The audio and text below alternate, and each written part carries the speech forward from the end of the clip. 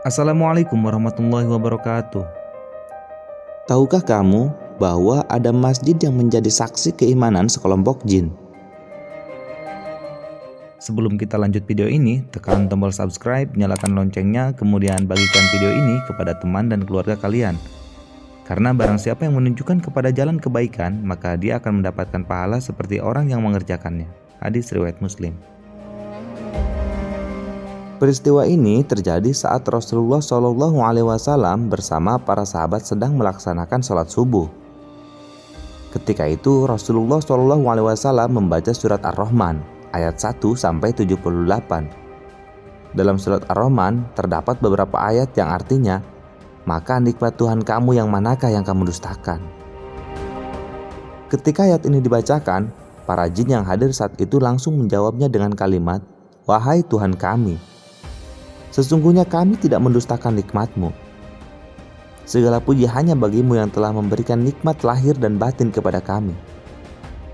Ibnu Mas'ud menyatakan bahwa ia ikut menyaksikan malam turunnya ayat jin ini. Rasulullah SAW bersabda, "Aku didatangi juru dakwah dari kalangan jin. Lalu kami pergi bersamanya dan aku bacakan Al-Quran kepada mereka."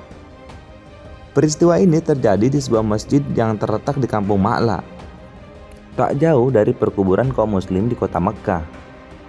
Dan kini masjid itu dinamakan dengan Masjid Al-Jin atau Masjid Al-Bai'ah. Sebab di tempat inilah para jin berbayat atau menyatakan keislaman mereka kepada Rasulullah SAW untuk beriman kepada Allah Subhanahu wa Ta'ala dan kitabnya.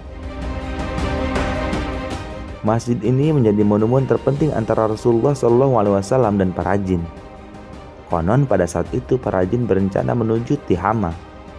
Namun mereka mendengar bacaan Al-Quran. Mereka sangat takjub mendengarnya.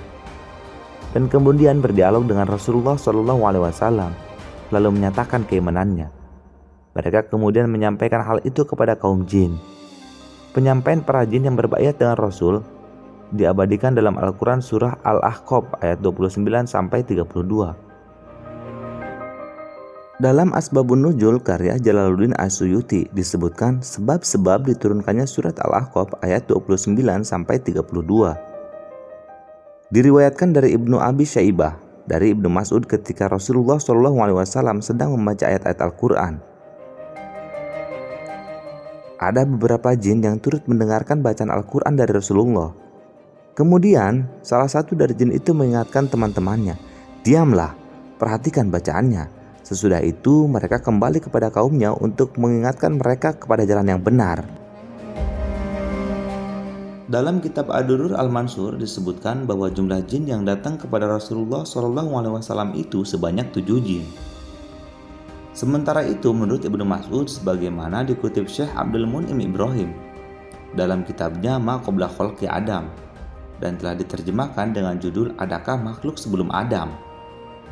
Menyingkap misteri awal kehidupan, jumlah mereka sebanyak 9 dan salah satu dari jin itu bernama Zauba'ah. Dalam kitab Fathul Bari, bab Zikru al-Jin disebutkan pemimpin para jin itu bernama Wirdan. Para jin itu berasal dari Nasibain, yaitu sebuah daerah yang terletak di perbatasan antara negara Irak dan Suriah, yaitu di dekat Mosul. Menurut Abdullah ibnu Umar, ayat Al-Quran yang dibacakan Rasulullah SAW ketika itu adalah surah Ar-Rahman. Rasulullah SAW bersabda, "Tidak ada bagiku selain golongan jin yang lebih baik dalam merespon surat Ar-Rahman daripada kalian."